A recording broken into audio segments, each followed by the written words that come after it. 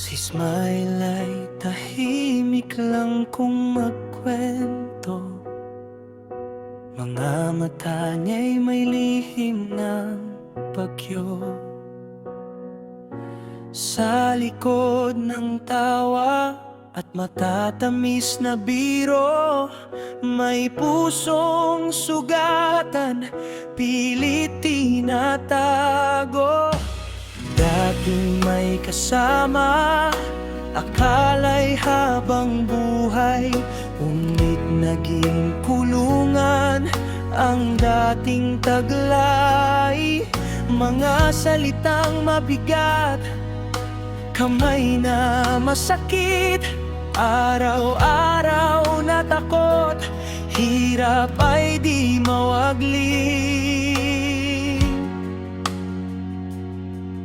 Hanggang dumating sa puntong di na kaya, sarili na may halos mawala. Kaya si Smile ay lumipad palayo, iniwan ng sakit at lumang anino. Bit-bit ang luha at lakas ng loob. Sa ibang bayan, bagong pag-ikot. Sa kabila ng lahat ng sugat at dilim, ngiti pa rin ang piniling damhin.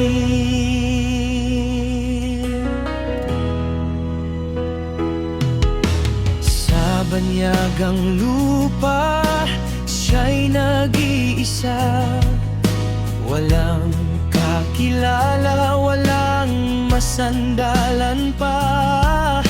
Mga gabing umumiyak sa maliit na kwarto, tanging larawan ng pamilya ang hawak nito. Trabaho'y mabigat, pagod ay sukdulan, ngunit sa puso niya'y may bagong dahilan. Hindi na para sa taong nanakit, kundi para sa sarili, sa pangarap na pilit. Unti-unting bumangon ang dati wasak. Sa salamin nakita ang lakas.